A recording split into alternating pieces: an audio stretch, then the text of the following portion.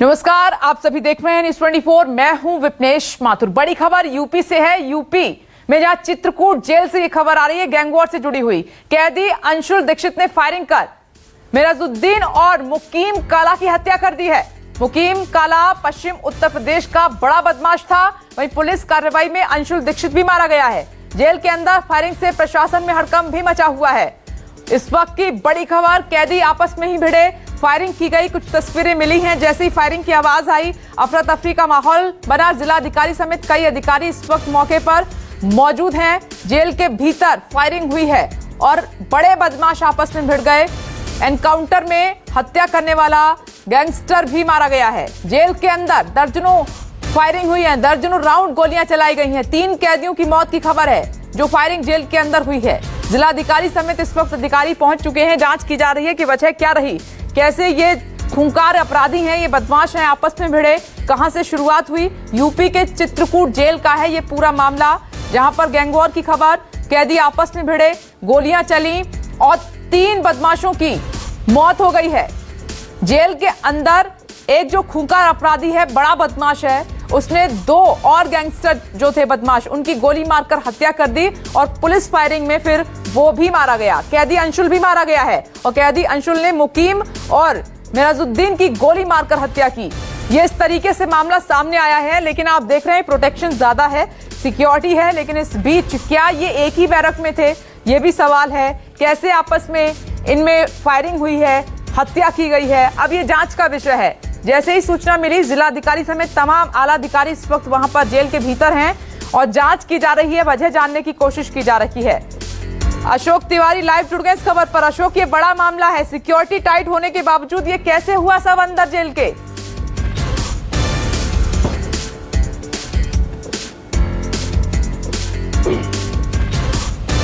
देखिए, निश्चित तौर पर ये एक बहुत बड़ा सिक्योरिटी लैप्स माना जा रहा है कि ये सुरक्षा में बहुत बड़ी हीलाहवाली है कि किसी जेल के भीतर कोई अपराधी असलहे के दम पर 2 लोगों को मौत के घाट उतार देता है और पूरी जेल में सुरक्षा कर्मियों को एक किनार करते हुए 5 लोगों को अपने कब्जे में ले लेता है। पूरे घटनाक्रम पर अगर नजर डाली जाए तो अभी जो जेल विभाग के डीजी हैं आनंद कुमार, उनकी तरफ से विस्तृत डिटेल जारी की गई है। जेल विभाग की तरफ से बताया गया है कि सुबह तकरीबन 10 बजे जो अंशुल दीक्षित नाम का कैदी था, जो दूसरे जेल से ट्रांसफर होकर फिलहाल चित्रकूट जेल में लाया गया था, उसने पहले मुकीम काला को गोली मारी। उसके बाद जो दूसरे जो जेल में कैदी था मेराजुद्दीन, उसकी गोली मारकर हत्या की और उसके बाद 5 जेल के कैदियों को उसने अपने कब्जे में ले लिया और काफी देर तक जेल विभाग के जो अधिकारी थे, कर्मचारी थे, सुरक्षा कर्मी थे, वो लगातार उससे बातचीत करते रहे। लेकिन जब वो नहीं माना तो उसके बाद जेल प्रशासन की तरफ से भी गोली चलाई गई, जिसमें अंशुल दीक्षित की भी मृत्यु हो गई। यानी जेल के भीतर 3 लोगों की मृत्यु हो गई है, जिसमें 2 लोगों को अंशुल दीक्षित की तरफ से गोली मारकर मौत के घाट उतारा गया है और एक अंशुल दीक्षित जो मुख्य आरोपी था, जिसके ऊपर मेन टारगेट किया, जिसने पूरी घटना को अंजाम दिया, उसको फिलहाल जेल प्रशासन की तरफ से मार गिराया गया।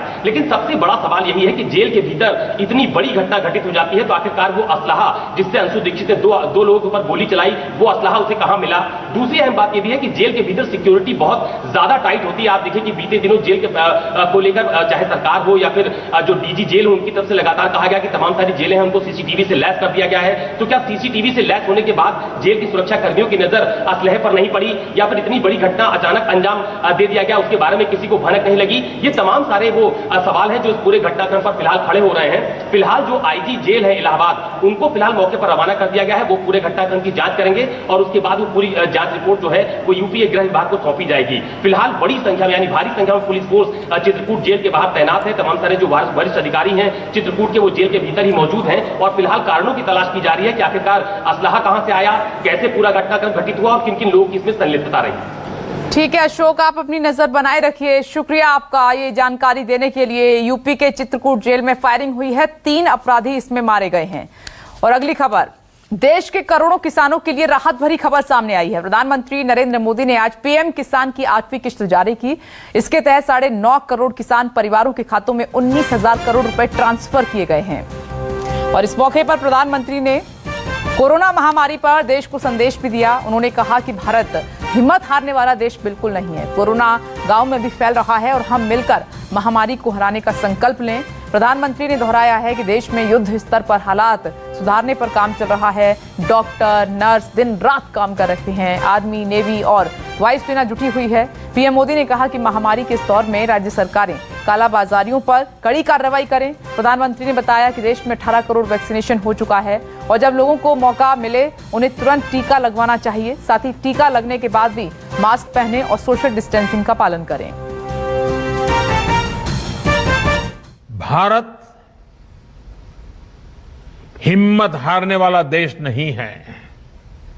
न भारत हिम्मत हारेगा और न कोई भारतवासी हिम्मत हारेंगे। हम लड़ेंगे और जीतेंगे। साथियों, आज के इस कार्यक्रम में मैं देश के सभी किसानों को, गांव में रहने वाली सभी भाई बहनों को कोरोना से फिर सतर्क करना चाहता हूं। ये संक्रमण अभी गांव में भी तेजी से पहुंच रहा है। देश की हर सरकार इससे निपटने के लिए हर संभव प्रयास कर रही है।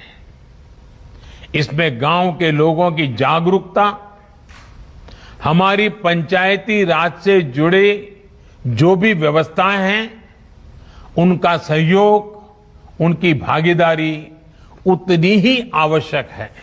आपने देखा होगा, सरकार के सभी विभाग, सारे संसाधन, हमारे देश के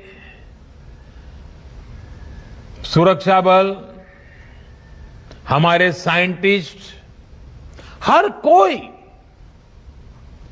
दिन रात कोविड की चुनौती का मुकाबला करने में एकजुट है। देश के अलग अलग हिस्सों में तेजी के साथ कोविड अस्पताल बन रहे हैं। नई टेक्नोलॉजी से ऑक्सीजन प्लांट लगाए जा रहे हैं। हमारी तीनों सेनाएं, वायुसेना, नेवी, आर्मी, सभी पूरी शक्ति से एक काम में जुटे हैं। सरकार और देश के फार्मा सेक्टर ने पिछले कुछ दिनों में जरूरी दवाइयों का उत्पादन कई गुना बढ़ाया है। बाहर से भी दवाइयां मंगवाई जा रही हैं। इस संकट के समय में दवाइयां और जरूरी वस्तुओं की जमाखोरी और कालाबाजारी में भी कुछ लोग अपने निहित स्वार्थ के कारण लगे हुए हैं। मैं राज्य सरकारों से आग्रह करूंगा कि ऐसे लोगों पर कठोर से कठोर कार्रवाई की जाए। ये मानवता के खिलाफ का कृत्य है। साथियों, बचाव का एक बहुत बड़ा माध्यम है कोरोना का टीका। केंद्र सरकार और सारी राज्य सरकारें मिलकर ये निरंतर प्रयास कर रही हैं कि ज्यादा से ज्यादा देशवासियों को तेजी से टीका लग पाए। देश भर में अभी तक करीब 18 करोड़ वैक्सीन डोज दी जा चुकी है। देश भर के सरकारी अस्पतालों में मुफ्त टीकाकरण किया जा रहा है। इसलिए जब भी आपकी बारी आए तो टीका जरूर लगवाएगा। ये टीका हमें कोरोना के विरुद्ध सुरक्षा कवच देगा, गंभीर बीमारी की आशंका को कम करेगा। हां, टीका लगाने के बाद भी मास्क और 2 गज की दूरी के मंत्र को अभी हमें छोड़ना नहीं है। और देश भर में अब तक करीब 18 करोड़ कोविड टीकों की डोज दी जा चुकी है। पिछले 24 घंटे में 20 लाख से ज्यादा टीके लगाए गए। कोविड महामारी के खिलाफ रूस की वैक्सीन स्पुतनिक वी अगले हफ्ते की शुरुआत में देश भर के बाजारों में मिलने लगेगी और सरकार स्पुतनिक वी को रूस के गामालेया नेशनल सेंटर ने विकसित किया है और भारत में इसके इस्तेमाल होने वाला ये तीसरा टीका है। जब देश दूसरी लहर की चपेट में है, देशों में टीकों की मांग काफी बढ़ गई है। 6 तस्वीरें आपको दिखाते हैं। लोग घंटों कतारों में खड़े रहते हैं, इसके बावजूद टीका नहीं मिल पाता और ऐसे ही हाल ऑनलाइन रजिस्ट्रेशन के भी बने हुए हैं। वैक्सीन की जानकारी आने के चंद मिनटों के भीतर सारे स्लॉट भर जाते हैं, बुक हो जाते हैं। अगले हफ्ते रूसी वैक्सीन तो आएगी, लेकिन देश के 11 राज्यों ने विदेशों से खरीद के लिए ग्लोबल टेंडर जारी कर दिया है और इस बीच सरकार ने कहा है कि बायोटेक देसी वैक्सीन कोवैक्सीन का फॉर्मूला साझा करने को तैयार है और जो भी कंपनियां कोवैक्सीन बनाना चाहती हैं वो संपर्क कर सकती हैं। सरकार ने दावा किया है कि अगस्त सितंबर तक देश में वैक्सीन की किल्लत नहीं होगी, वैक्सीन मिलने लगेगी। और केंद्र की वैक्सीन नीति पर राहुल गांधी ने उठाए हैं सवाल। केंद्र की वैक्सीन नीति समस्या और बिगाड़ रही है। वैक्सीन की खरीद केंद्र को करनी चाहिए, वितरण की जिम्मेदारियां राज्यों को दी जानी चाहिए। और आप देख रहे हैं कि लगातार राहुल गांधी प्रधानमंत्री नरेंद्र मोदी केंद्र सरकार पर अटैकिंग है और ये ट्वीट केंद्र सरकार की वैक्सीन नीति समस्या को और बिगाड़ रही है, कहना है राहुल गांधी का। आगे वो लिखते हैं अपने ट्वीट में, जो भारत झेल नहीं सकता, वैक्सीन की खरीद केंद्र को करनी चाहिए और वितरण की जिम्मेदारियां राज्यों को दी जानी चाहिए। और अब आपको दिखाते हैं देश के अलग अलग शहरों में आज वैक्सीनेशन का हाल क्या रहा।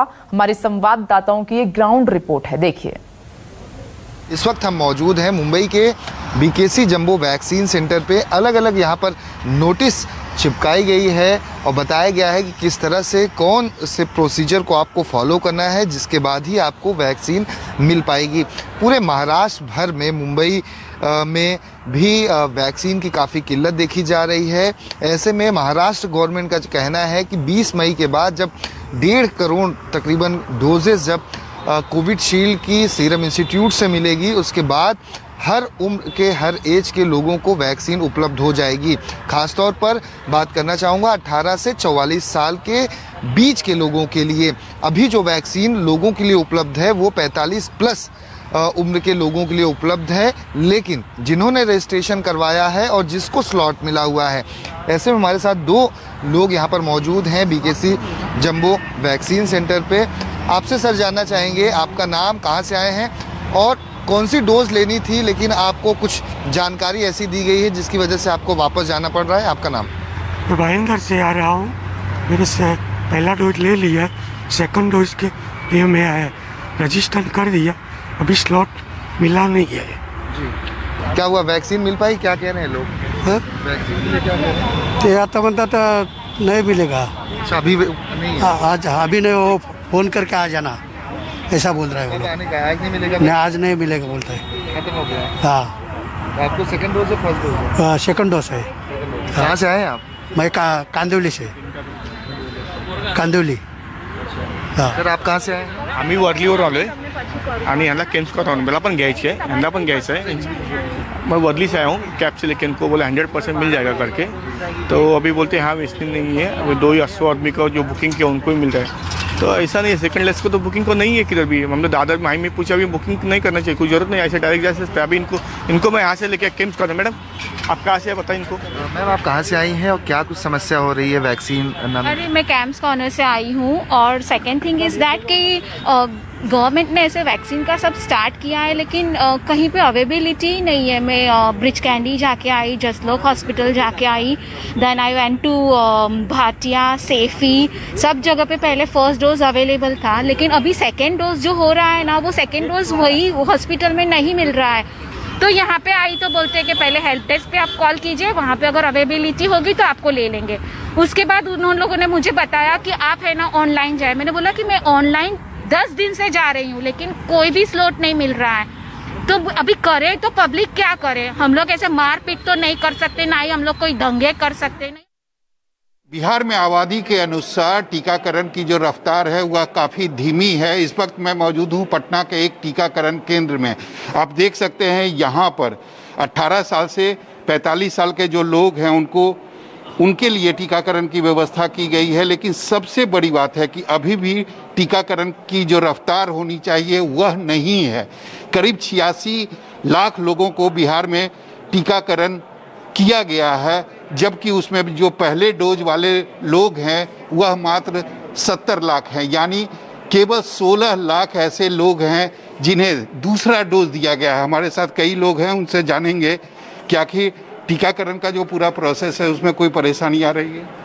जी देखिए, टीकाकरण जो रजिस्ट्रेशन करने का जो प्रोसेस है कोविन वेबसाइट के थ्रू आप करते हैं, तो वेबसाइट पे हम कभी भी अवेलेबिलिटी रहती नहीं है। आपको रेगुलर चेक करना पड़ता रहता है कि आपको कब स्लॉट मिलेगा, और आपके नज़दीक में स्लॉट ढूंढना ये भी एक बहुत डिफिकल्ट काम है। तो आपको एकदम रेगुलर चेक करते रहना पड़ेगा, अपना काम धंधा सब छोड़ छाड़ के। तो प्रॉब्लम तो है इसमें। ये बताइए कि आपने स्लॉट बुक किया, उस दौरान कोई परेशानी? नहीं, उस दौरान कोई परेशानी नहीं हुई। आपको कोई परेशानी का सामना करना पड़ा? जी नहीं, किसी टाइप का कोई परेशानी नहीं। तो आप देख सकते हैं यहाँ पर जो उम्र रखी गई है, यानी टीकाकरण केंद्र पर यहाँ पर 45 साल से 18 साल से 45 साल के जो लोग हैं उनके टीकाकरण की व्यवस्था की गई है, और यहाँ पर व्यवस्था निश्चित रूप से काफ़ी अच्छी है। लोग एक सामान्य दूरी पर खड़े हैं और सभी अपनी बारी का इंतजार कर रहे हैं। लेकिन अभी भी अगर पूरे बिहार की स्थिति के बारे में कहें तो पूरे बिहार की स्थिति में आबादी के अनुसार जो टीकाकरण की रफ्तार होनी चाहिए वह दिखाई नहीं दे रही है। कैमरामैन सनी के साथ सौरभ कुमार, पटना, न्यूज़ 24। वैक्सीन को लेकर दिल्ली की तस्वीर क्या है, इस बंद दरवाजे से आपको समझ में आ जाएगा। ये दरवाज़ा इसलिए बंद है क्योंकि ये टीकाकरण केंद्र हुआ करता था, लेकिन अब ये केंद्र बंद हो गया क्योंकि वैक्सीन नहीं है यहाँ पर। और ये सिर्फ इसी सेंटर की बात नहीं हो रही है, ये सेंटर है, ये द्वारका सेक्टर 6 में एक स्कूल है, उसके अंदर ये सेंटर बना हुआ था। लेकिन ऐसे कई और स्कूल में सेंटर थे जहाँ पर टीकाकरण चल रहा था, लेकिन वैक्सीन की कमी होने की वजह से इसी तरीके से हम देख रहे हैं कि गेट के बाहर ताला लगा दिया गया है और कब टीका आएगा उसके बारे में किसी को पता नहीं है। और लोग भटक रहे हैं, लोग परेशान हो रहे हैं। लोग 45 साल से उम्र के ऊपर हों या 18 से 44, सब लोग वैक्सीन के लिए भटक रहे हैं। लेकिन कहीं दिल्ली में वैक्सीन को लेकर उपलब्धता नहीं हो पा रही है। कुछ चुनिंदा जगहों पर हो रही है, क्योंकि दिल्ली सरकार ने साफ कर दिया है कि कोवैक्सीन अब बिल्कुल भी उपलब्ध नहीं है।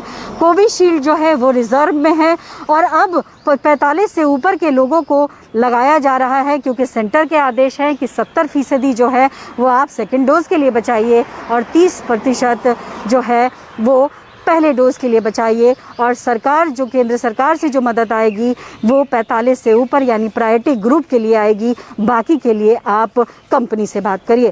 कंपनी से बात कर रहे हैं तो कंपनी का रिप्लाई आ रहा है, उन पर दबाव पहले से ही बहुत है। बहुत सारे वैक्सीन के लिए अलग अलग राज्यों ने संपर्क किया है। ऐसे में समय से पहले वैक्सीन पहुंचाना उनके लिए मुमकिन नहीं है, और इतनी जल्दी प्रोडक्शन बढ़ाना भी उनके दायरे से बाहर है। समस्याएं बहुत सारी हैं। केंद्र सरकार ने शुरुआत तो कर दी 18 से 44 के टीकाकरण की, लेकिन अधर में लोगों को छोड़ दिया क्योंकि उस तरीके से वैक्सीन मौजूद देश में नहीं है।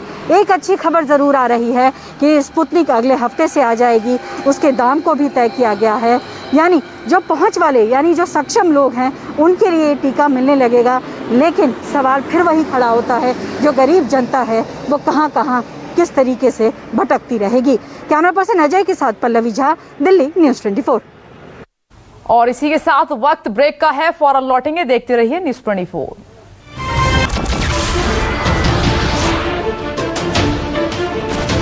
नमस्कार, मैं हूं मानक गुप्ता।